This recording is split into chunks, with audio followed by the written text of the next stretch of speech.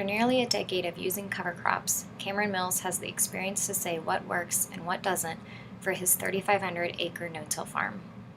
At Beck's Hybrid Technology Days last month, the Walton, Indiana no-tiller gave attendees a look at his cover crop program and offered advice for growers looking to add covers to their system.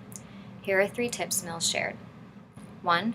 Don't worry about the color of your corn when aerial seeding cover crops.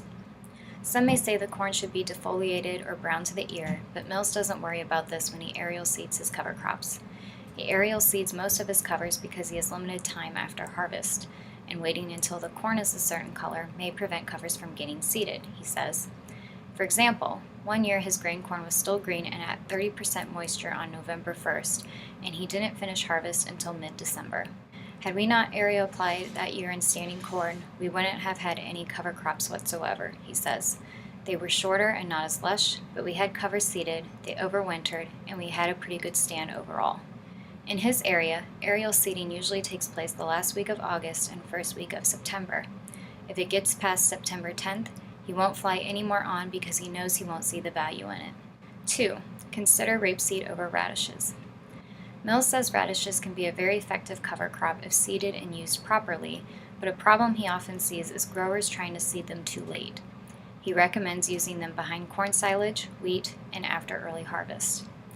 An alternative brassica he prefers is rapeseed, which he likes to mix with annual ryegrass. Unlike radishes, the rapeseed will overwinter in his area, and he likes how its coarse root system complements the fine root system of annual ryegrass. Rapeseed is also more economical than radishes, he says.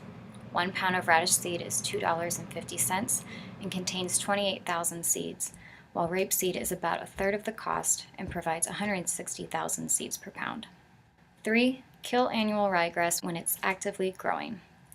Mills knows there's a lot of horror stories about terminating annual ryegrass. Having worked with it for several years, he says the number one mistake growers make is spraying it before it's actively growing.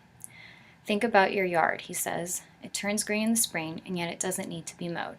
That's kind of like annual ryegrass. It'll turn green, and it doesn't need to be sprayed.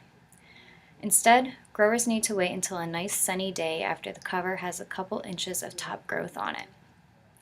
It's hard to wait because you're thinking, oh my gosh, it's getting out of control, he says, but you will have much better success letting that stuff actively grow than going in and spraying it.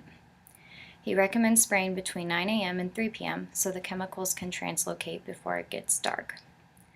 Mills provides more information on terminating annual ryegrass in a free webinar, Properly Controlling an Annual Ryegrass Cover Crop and More Helpful Tips, which is available on our website. Thanks for tuning in, and we hope you have a wonderful week.